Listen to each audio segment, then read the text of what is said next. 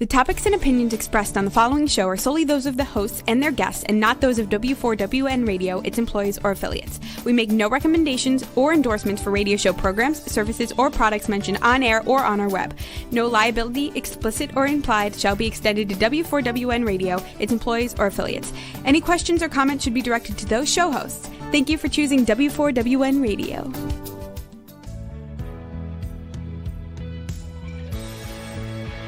Welcome to Success Secrets Exposed with Sally A. Curtis, where we share stories of challenge, success, and inspiration along with practical tips and strategies to move you forward to your success.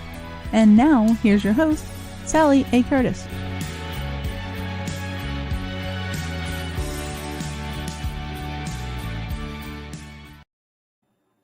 Good evening, good morning, and good day to you. Welcome to another episode of Success Secrets Exposed. Today we're going to be talking about creative flow and all the things that comes through being creative and being in flow. And you'll get to experience a great conversationalist today in my guest, Simone de Haas. So for those that are actually new to the show, let me give you a little bit of background on myself. I'm a marketing and business strategist, specifically for coaches, consultants, and speakers, specializing in content repurposing, turning your old collateral into new profits, and LinkedIn strategy. And it's my role to help you amplify your voice, your message, and your impact. Now, I'm very, very excited to share this, our guest with you today, Simone de Haas. She's an international speaker on creative leadership, the spirit of the feminine leadership, as well as exceptionality. So I'm looking forward to finding out a little bit more about that as well. She's a multi-award-winning director and producer of lots of different events and productions, etc., which we'll be talking about as well.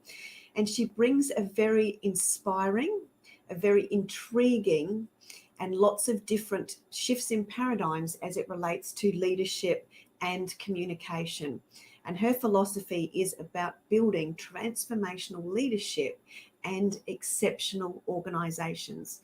So please help me welcome and bring to the show Simone de Haas to talk on creative flow.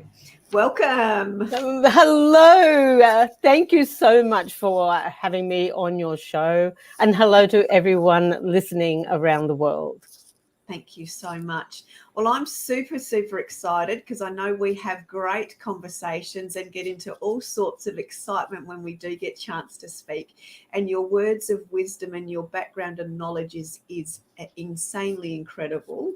Oh. So, which is great. I'd love to ask you to share a little bit with the audience, if I may, a little bit of your background, because it's very, very diverse and crosses both corporate and creative quite exceptionally. So can you give us a little bit of a backstory on that, please? Yes, absolutely. So as you say, it is quite diverse. And for pretty much all of my working life, right up until right now, I've had a foot in two very different worlds. So the world of corporate, but also the world of the creative industries, entertainment, film and television, and producing and directing major musicals and hundreds of plays and things like that. So I've had my own theatre company for over 23 years, and for that, I was the artistic director and I ran the company with my husband. I've been very proud to have directed some really significant musicals such as Les Miserables and Cats and Phantom of the Opera. And it's been fascinating in some ways because all of the things that I learnt in the theatre, I've been able to bring into corporate life. So, what I used to actually say was I bring the stage to the boardroom. And, sometimes that raises eyes in the boardroom, as mentioned. But it's really important that we recognise that we have so much experience. Our lived experience can really lead us and guide us into so many different ways. And so as a, when I started out as an actor and a singer, and then I got like literally thrown in the deep end to become a choreographer, which I never expected to do.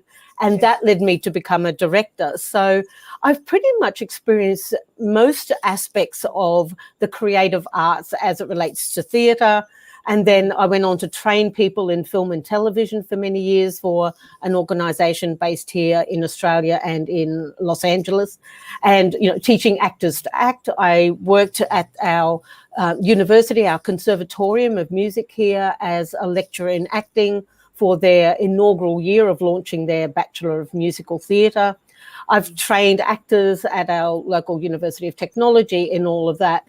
And every time I kind of move back into that, it's very fluid. My career has been very fluid and an absolute example of creative flow, because I've always been aware of where the energy is and where I need to go and where I need to place myself for the most impact. Yeah, wow. There's so many gold nuggets in that.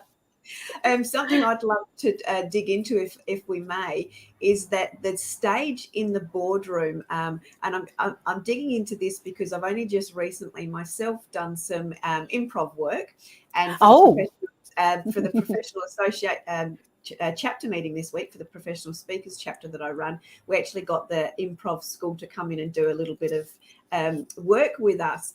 And it's amazing how much you don't know, but you then learn and then realize how much is part of daily life.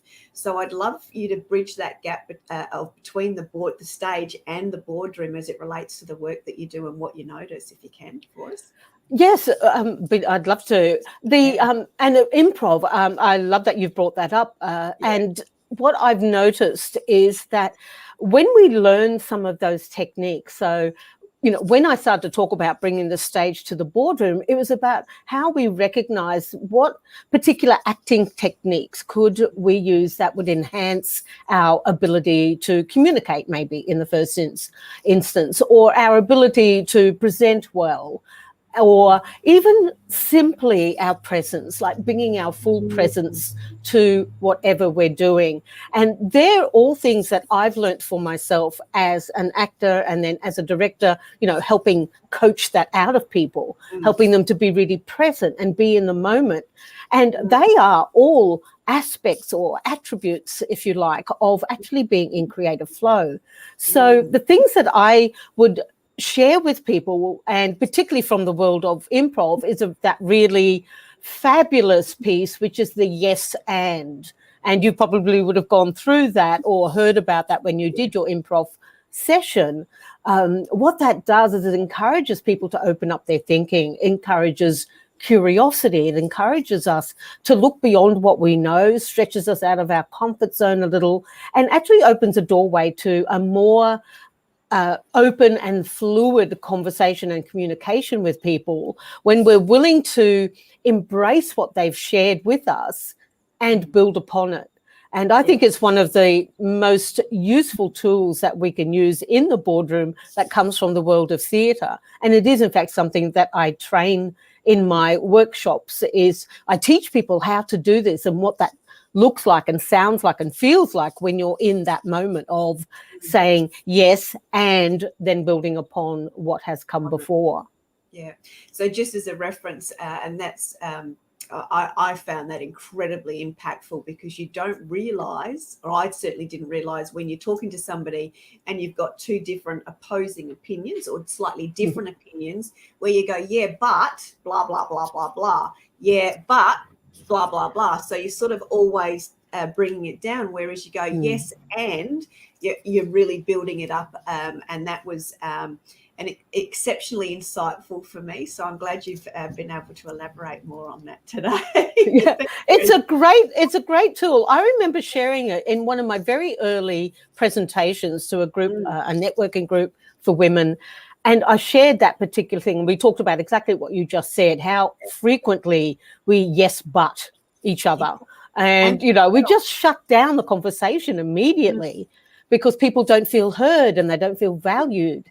And so when we are able to open up that conversation with the yes and, so I shared that in this group, and one of the women came up to me afterwards and she said, do you know, Simone, you have just changed my life with those 2 words. She said, I've just realized this is how I've always butted my children, and my son in particular. I always shut him down, and you've just given me an amazing tool to help me open up the conversation with him and to make it more equal and to let him know that he is heard. And I thought, wow, isn't that powerful stuff? Yes. And I think it's very important. I've had conversations with friends when we've talked about it as well, that you don't actually, until you're aware of the but and the yes and, you actually don't realize how much you say the but to yourself in your own thinking. Or you can go, yeah, I'd like to do that, but, or yeah, I was thinking about doing that, but, as opposed to I was thinking about doing that and. Really changes the whole energetic opportunity for everybody involved. So yeah, great and tip. If I may add, what I love to add on the end of that, particularly when you're talking to yourself, I think this is, and particularly for women, because we can shut ourselves down really, really quickly. And so I do the yes and then I add what if. Oh, nice. So yes and what if? Because what that does is then it makes us go, ooh. It's like suddenly we become a little more curious about the opportunity. And curiosity is a great way to get us into creative flow. Yes. So yes and what if? So we have like, it bookends our thoughts and it allows us to really explore possibility. Yeah, love that. And I'd also love to talk, because I'm very curious about the word that you used, exceptionality. When I was reading that on your LinkedIn profile, I went, ooh, I've got to practice that a couple of times in my own head. I've got to practice that a couple of times. I'm going to tip over that one. But I love the essence of it and what it sounds as though it's going to demonstrate. So talk to us about the creative flow of exceptionality. Oh, that's a beautiful way of pulling all of that together. So the reason that I started to use that word, and if I might, I'll just give it a little bit of a context, is that normally the word exceptionality, particularly in that form, not the word exceptional, we're kind of used to that one, but exceptionality has been used predominantly in education to define people who are outside the spectrum of what they perceive to be normal. So someone might have an exceptionality and they are on the spectrum of ADHD, or they may be on the autism spectrum, or it might be Asperger's, whatever it might be, there's a label attached to that. And so exceptionality was always couched in those terms of a difference, but not necessarily in a positive way. So not as a difference. Yes, and very rarely seen as a gift. And I wanted to change the conversation around that and start to talk about the fact that we are all gifted in very different ways. And we all have this, what I call the exceptionality quotient. We all have something that makes us uniquely us. And yet, when it comes to people who have a different chromosome, for instance, we make that difference as less than instead of being more than. And so I really want to start to change the conversation around that. And as it does when you are in that creative flow and you absolutely know that you're on the right track for the work that you're here to do in the world, whatever that looks like for you, when you're in that flow, things show up, synchronicity. There's these wonderful moments where something happens, you go, oh, this is why this is in my world. And I was asked to do a keynote. I was initially asked to be the master of ceremonies for a theatre group here in Brisbane, where I'm based.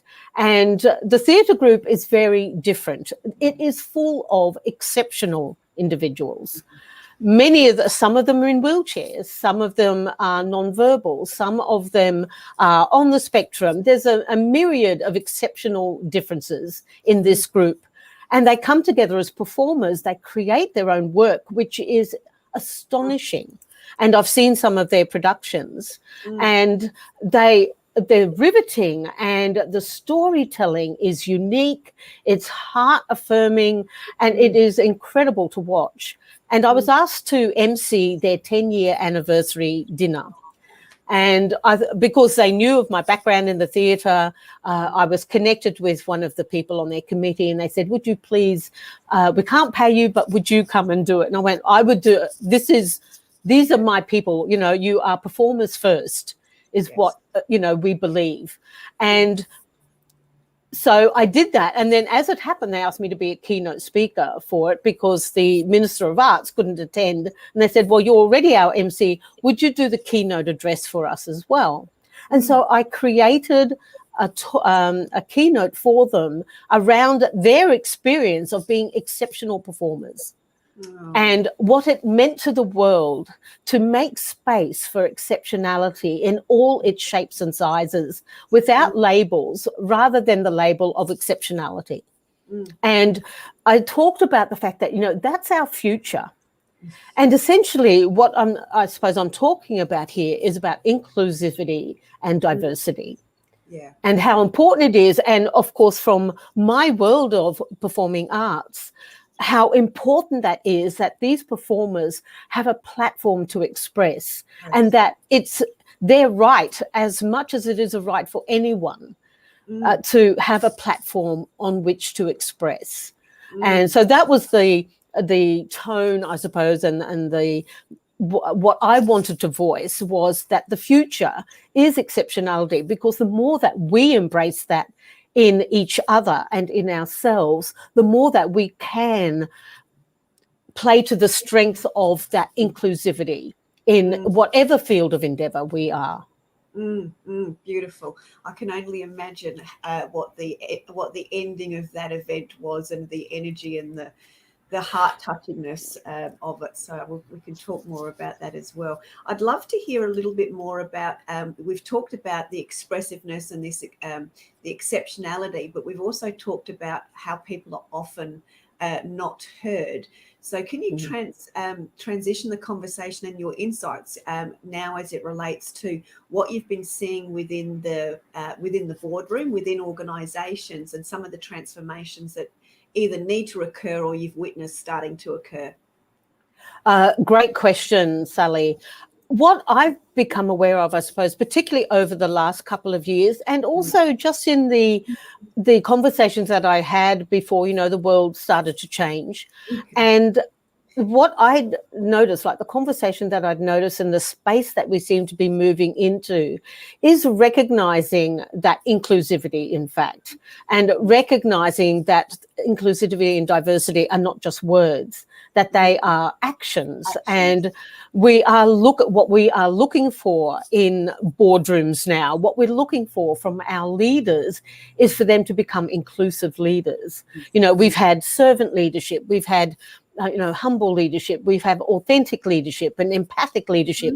They are all part of the conversation, absolutely, because when we are able to bring those particular strengths together, when we're able to weave all of that into our leadership, both of ourselves and others, then we do become more inclusive. We are able to recognize where these conversations need to happen about our diversity and how we give space for every voice to be heard. And it's something that I'm really passionate about, in fact. And, I do a lot of work with entrepreneurs on finding their voice. And it doesn't necessarily mean that they don't know what they're doing in their business, but they don't know how to talk about it. They don't know how to share it in a way that creates impact. They don't have, sometimes they just don't have the language, or they haven't been in a reflective enough state to really discern what it is, the change that they're here to make. And that's the shift that I've noticed over the last 2 years, is more and more people are stepping up and saying, well, this is what I'm in the business of. And that's what I help people with, of course, helping them to identify what it is that they are in the business of, helping them find their voice. That's the shift I'm noticing, is that people, it's whether male, female, or, other, it doesn't matter what kind of business you're in, but what is becoming imperative is your ability to share authentically and from the heart, because that's what people are searching for now. They're really searching, because we've been constrained with our ability to see each other in person.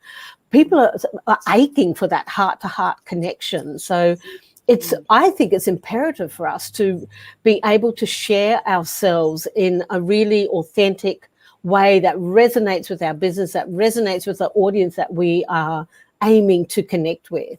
And I'm just going to add onto there, because there's a couple of things, two things I just scribbled down really quickly, and that was the bridging and the inclusiveness of the leadership style, and that's a significant sort of change that I'm hearing there.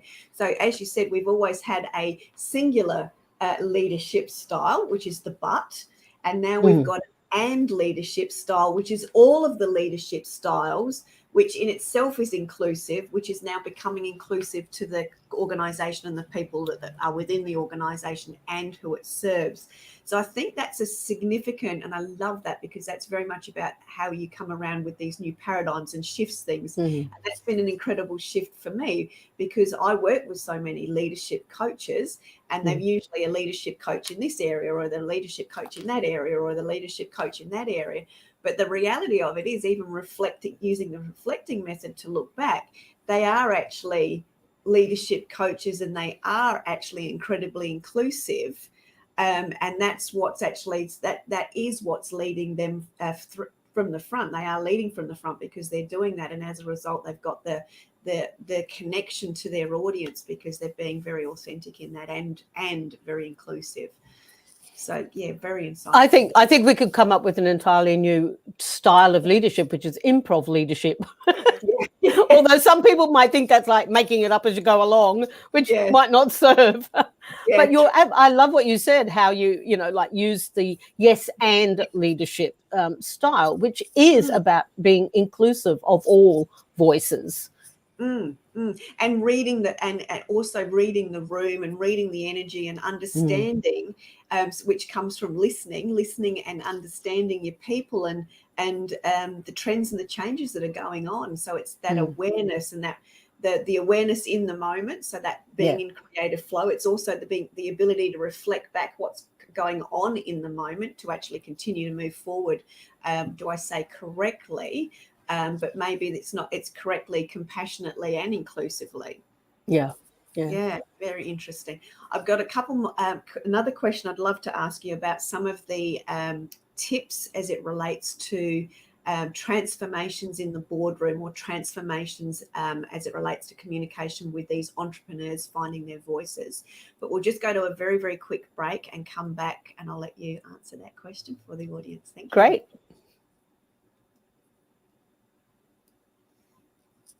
To get the word out on your business, you might consider hitting the streets in a chicken costume. What is it about the feathers and floppy orange feet that makes people more open to taking those flyers off your hands? The answer is pity, and not an interest in what the flyer you're handing out is actually selling. Not so with what your ad with AT&T Advertising Solutions is selling, because nothing can beat its power to reach potential customers at the exact moment they're trying to reach you. AT&T Advertising Solutions. To advertise, call 1-800-GET-REAL. Welcome back. Have you ever dreamt of being on the radio? Well, now is your chance. Be a radio show guest on the #1 ranked internet radio station and promote you and your business for free. Yes, you heard it, free. Are you a speaker, coach, or consultant wanting to increase your reach and impact? Need to save time and leverage your resources? Content repurposing is the fastest way to increase your visibility, credibility, and profitability online and reach your audience with ease. You already sit on a mountain of gold that is highly valuable to your audience. It's in your books, training manuals, articles, and presentations. We regularly turn clients' books into 12 to 24 months worth of content. Let us turn your existing content into visually stunning, bite-sized content tiles. Content repurposing is the easiest way to turn your past into profits. Turn your existing content into bite-sized glitter that you can sprinkle everywhere with ease to attract your ideal audience. Let us amplify your voice, your message, and your impact. Find out more at sallyacurtis.biz. And we just did a little bit of improv there in between, just to keep it interesting. That's called creative flow. Absolutely. You go with the flow, don't you? Very much so. So I'd love to hear your insights about the work that you're doing with the transformation with the boardroom and the entrepreneurs. Yes, I'd love to share that. And in that break, I was thinking, well, what would be something that would be really valuable for your listeners? And I thought, well, some of the things that I share, like when I'm working with CEOs or if I'm doing a presentation to CEOs, a lot of my shifting paradigms, if you like, do come from the world of theatre, the things that I've learned, the things that have been really valuable. When it comes to transformation, though, there's a couple of things that I think really do help people shift, and particularly shift into creative flow. And the first one of those, and it's really interesting when I do share this in a boardroom, because if I use the word intuition in a boardroom, I get some like side glances. Yes. And it's like, and so then I unpack that and I say, well, when was the last time you actually acted on a hunch? And pretty much, and often these rooms, there's a predominance of male CEOs in the room, and I do love to challenge them. Yeah. So I'll ask them that. So when was the last time you acted on a hunch, and ask them to share a time that they did that. And so then I ask them, so where does that come from? Does that come from thinking or does it come from your gut? And they go, oh, no, that's like, gut instinct. And I said, and that is intuition. And then I was like, oh!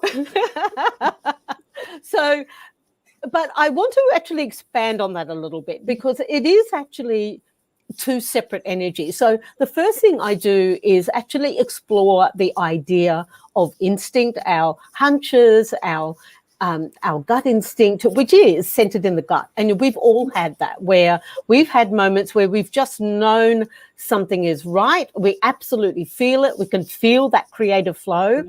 And the times where we absolutely know something is wrong for us or where we're at or the team or whatever it might be, that situation might be. So our guts are a great guiding post in that. But then the second step, and this is the piece that most people don't necessarily understand, is that we then need to lift that. So we have that gut instinct, but in order to trust it, we need to then anchor that, not the thinking, but the feeling. So we get the feeling in the gut, right or wrong, yes, no, yes, and, or yes, no, definitely. And then what we do, we need to actually lift that. We need to lift that into the heart space, because that's where the intuition resides. It's a dance between gut and heart, gut and heart. The mind's got nothing to do with it.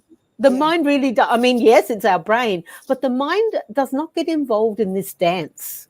And so when we're able to shift, we go, okay, my gut's saying this, and then we feel into what that is for us. And in order to do that, we need to trust that intuition. We need to trust that we are being led in the right direction in our own personal creative flow. And we will know whether that's right because we're guided by the gut first, and then the heart gets involved and we go, yes, correct, right path forward or not. Yes. And that little dance is what helps us stay in and to access first off and amplify and then move forward onto the right path for us. So that little dance of the gut, trust the gut and the heart about the feeling that is coming up, because that will always guide you in the right way. So that's one of the things that I teach people first is that difference, but also the dance of that difference of those two pieces combined. Yeah. And what are some of the comments? I can imagine some of the looks and then the aha moments that you have in the boardroom. But what are some of the comments that you get from the CEOs when they've been through the process and they suddenly get it in a different or a new light? Well, I think one of the things that I find really fascinating is that generally they're really open to it, but they've never really thought about it. Yes. So, and when I say thought, it's not a mind process. They've never sat in the energy of it. And, that's where the shift happens, doesn't it? When you sit in the energy of it, when you actually spend time in reflection, then it's like, oh my God, and that's the predominant reaction is, oh my God, I never thought of it in that way. No wonder when I've ignored my gut, they're more likely to come up with examples of when they've ignored it. And most of us do have lots of those. We don't necessarily recognize when we're in creative flow because it feels so natural. Yes. But when we're out of it, we really do notice that. We go like, nothing's working. I thought it was this, but, I've got such a pain in the gut when I think about that project or that team member or what I've got to do next, and we get out of creative flow. So we see that we are more easily able to recognize that than we are when we are in flow because it feels so natural and at ease. So the predominant reaction tends to be, I never thought of it like that before. Yeah. And the other one, which was a fascinating conversation I had a little while ago at it was for the CEO Institute here in Australia and for their boardroom lunch. And the chair of that is somebody that I worked with many years ago, and he invited me to come and speak.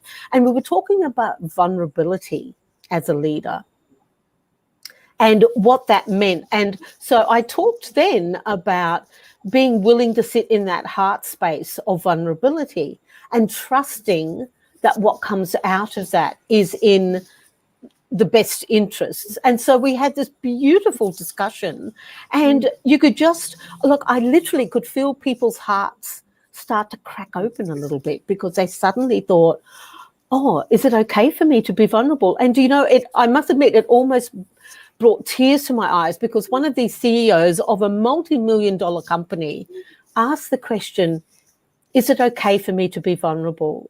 It scares me. And I thought, well, you have just shown incredible vulnerability in this room of movers and shakers in asking that question. Yeah. And everybody in the room, you could just feel the energy as everyone just held space for each other in that moment for that question to be answered and for him to feel okay with his feelings. Yeah. And so then over the next little while, people in the room began to share examples of when they'd done that and the effect of that on their team when they were willing to crack open that little bit, when they were willing to trust their heart and sit in that heart space and be a more inclusive leader by being willing to be vulnerable as well.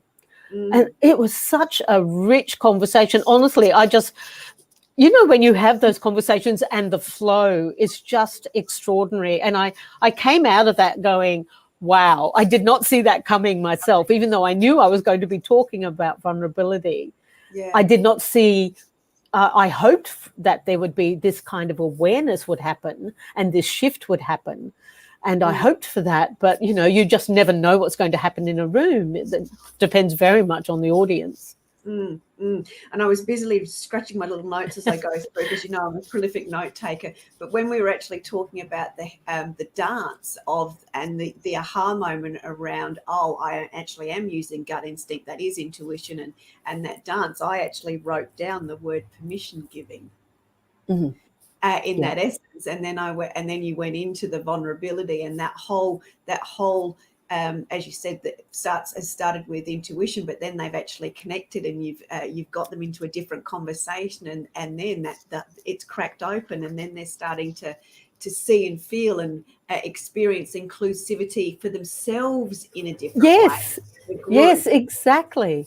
Because you can't be an inclusive leader. You can't be in creative flow unless you're actually in your heart. It has to come from there. You can think about it as much as you like, but compassion and empathy, that comes from a heart space. Yeah. And in order to be inclusive, we need to be empathic. Not an empath, which is a different kettle of fish entirely, but we need to have that ability to be empathic. And, you asked earlier about the shift that I'm seeing. And what I am seeing is the call on our leaders, particularly our world leaders, to be more empathic. Yeah.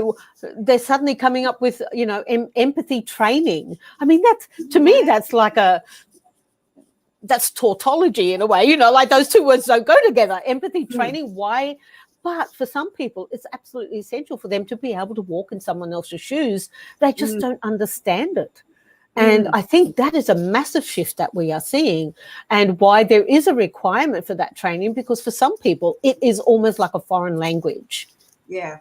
And even the most, I'm having an experience there myself with a couple of friends and a couple of clients that are so experienced in what they do. They're a little bit more data focused and those sorts of things, but they're so detailed. So it's slightly different personality type, but they love it. There's so much, and they're here to make an impact, and that's what they want to do. But because they're so into the detail or the science or the information, they're not, in my words, is they're not finding their everyday language that their community needs to hear it in.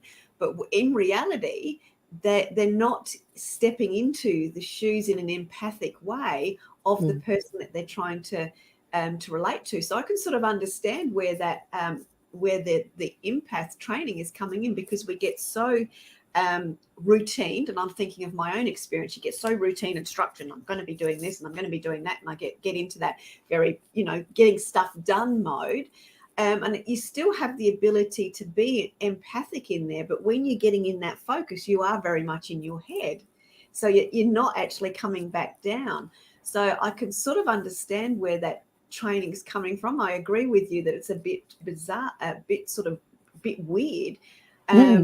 But the empathy side of things from an inclusive perspective, and having the ability to walk in somebody else's shoes and get where they're coming from, so you can perhaps potentially listen differently for the first time, so you can then connect differently. And that's that listening and connection and that yearning that we're all looking for with what's gone on in the world of late is the catch cry, or what we're all, as you said, searching for. So I'd really love to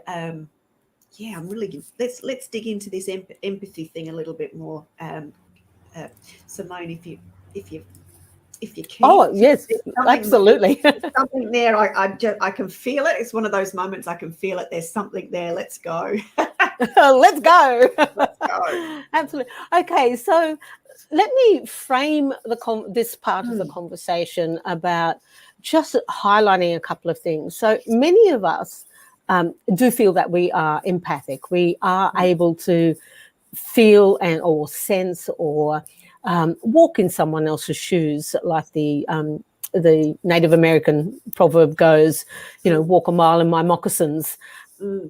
And so, you know, I would say that for many women, we are very empathetic, and we are compassionate, and we learn that, I think, fairly early on. But I had a fabulous conversation with someone just recently about the difference between empathy and being an empath.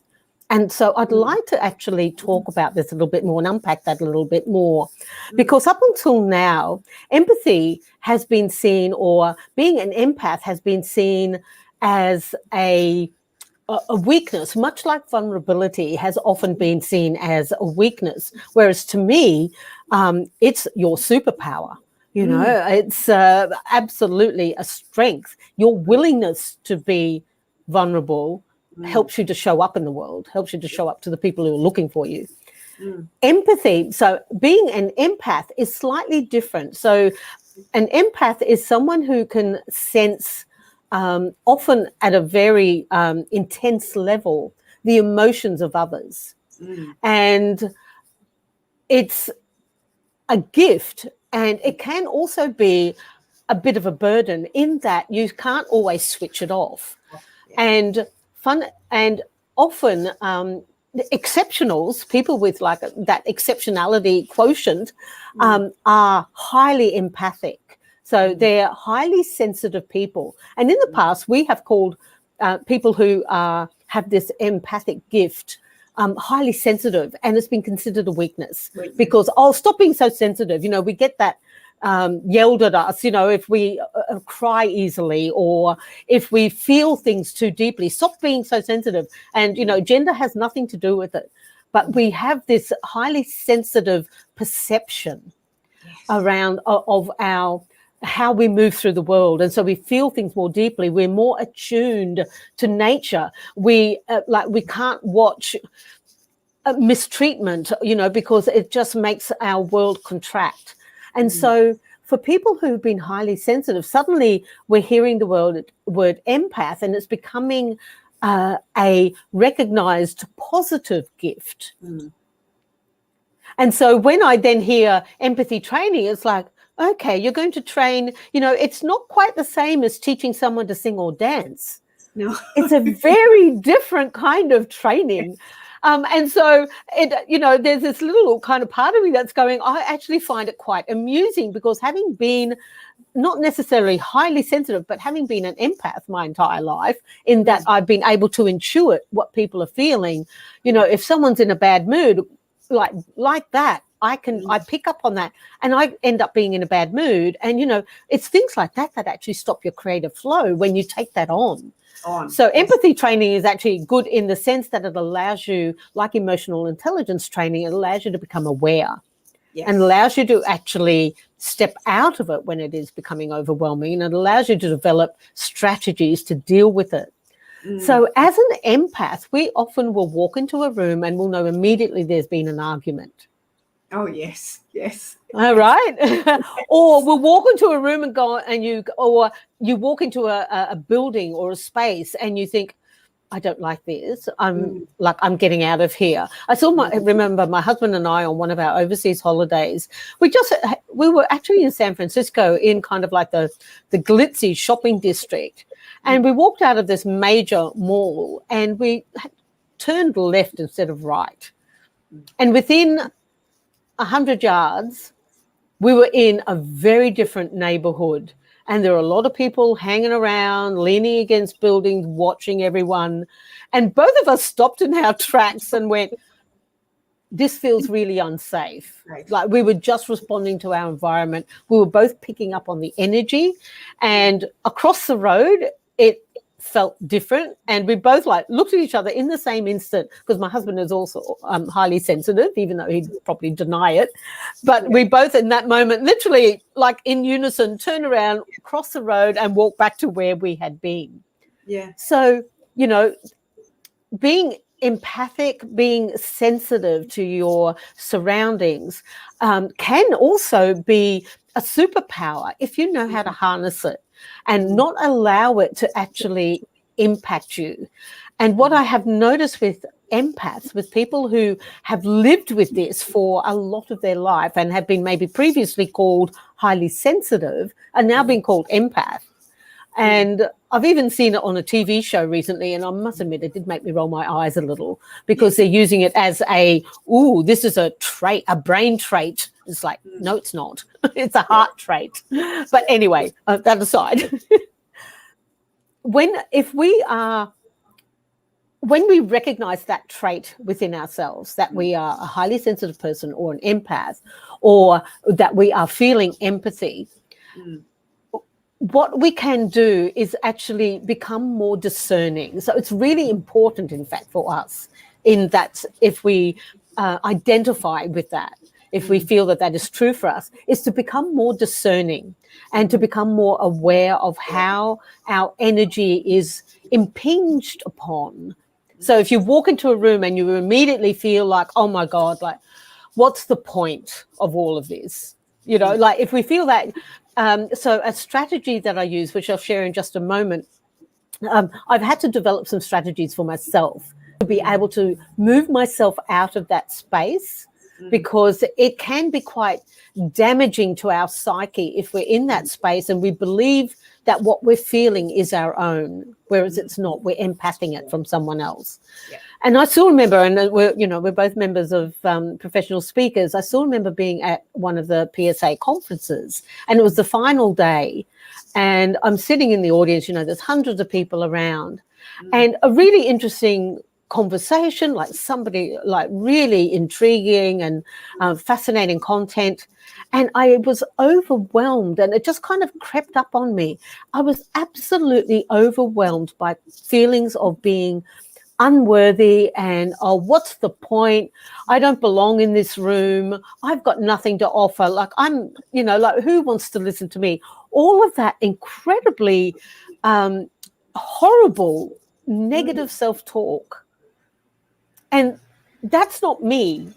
No. And so in that moment, I totally believed it was me. It was. I absolutely believed it was all mine, and that, oh yeah, look, I'm just, a terrible person, and I just shouldn't be in the room because I was absolutely outclassed and totally unworthy of being a speaker. And it was overwhelming. And I think for many of us who are sensitive to these nuances of energy, it is often overwhelming. And so in that moment, it was like, I just had to get out of the room. I had to leave because I thought, look, I don't belong here. And how often has that happened to you? And how often has that happened to your listeners, where that's like, I don't belong here. And so I made the choice. And that's one of the important things. I made a choice. I made the choice to leave. But I was still in that space. And so then I went as far away from the room as I could. And it was only on reflection. I went and grabbed a coffee and I just sat down and I started to write. And I realized none of it was mine, because the further I distanced myself from the energy of that room, the lighter I began to feel. Yeah. And it was such an epiphany for me. It was like the first time that I really understood the intensity of my empathic ability and my being sensitive to these kinds of energies.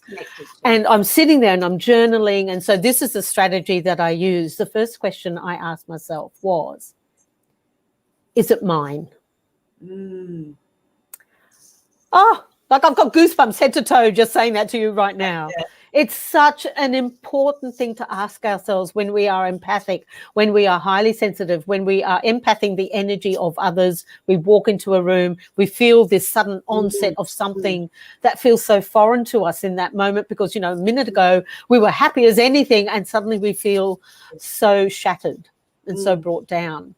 Ask yourself, is it mine? And you do need to sit in your heart space to get to the core of that, to get into the flow of that. So you just sit in your heart, take a couple of deep breaths and ask yourself, is it mine? And you will get a really clear read. It'll be either yes or no. Yeah. Beautiful. Most of the time it's no. Yeah. Yeah. And I think the key, there's a couple of key phrases there for me. And one is that awareness. When you have the awareness that, oh my God, I've just gone from really feeling really good to feeling not so good now and really horrible. And having the awareness, then taking the action to move yourself out of it so that you can then ask yourself a better question, because our life unfolds based on the questions that we ask. Absolutely. Both myself and others. So, yeah, that's... I'd love, because we're actually going to start to run out of time, which doesn't surprise me with our conversation. I'd love for you to tell people how's the best way that they can get in contact with you, and then I'll do a bit of a quick wrap.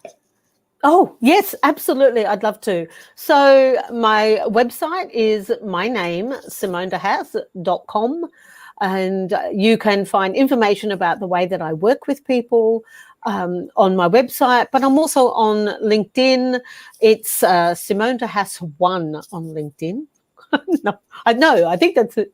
Simone Haas 1. I forget what my handles are, but you can find me on LinkedIn and also on Instagram as Simone_DE_HAAS. So I'm on that, and on Facebook as the Speakers Director. And there are many different ways that people can work with me. I do work with a lot of female entrepreneurs on finding their voice, helping them to step up into a space of maybe, they've become an author. I'm working with a brand new author at the moment.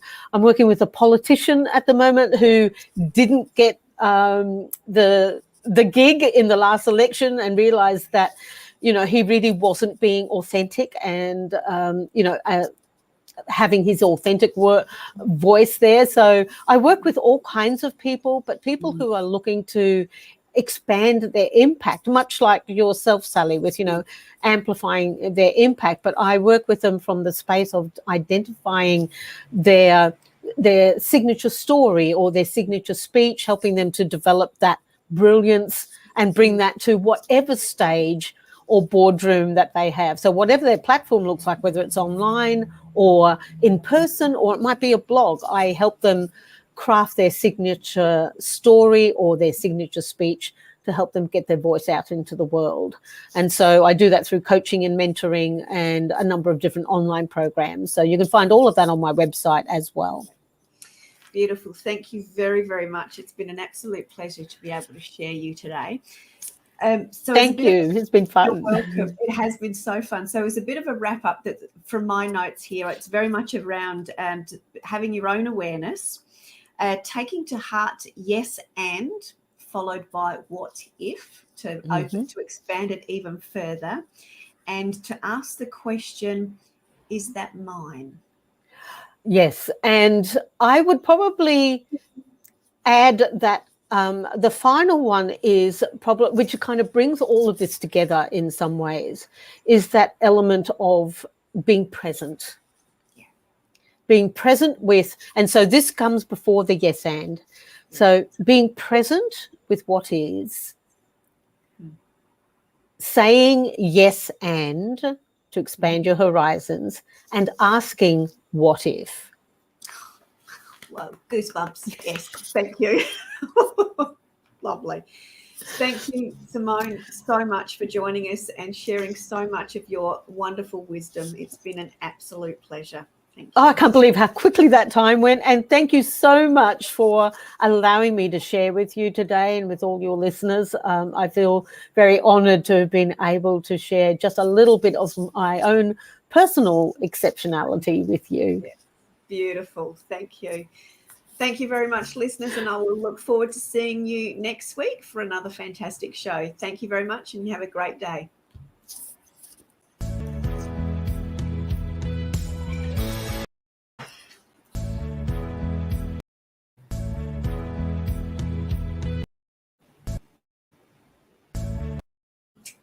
Got some improv going on.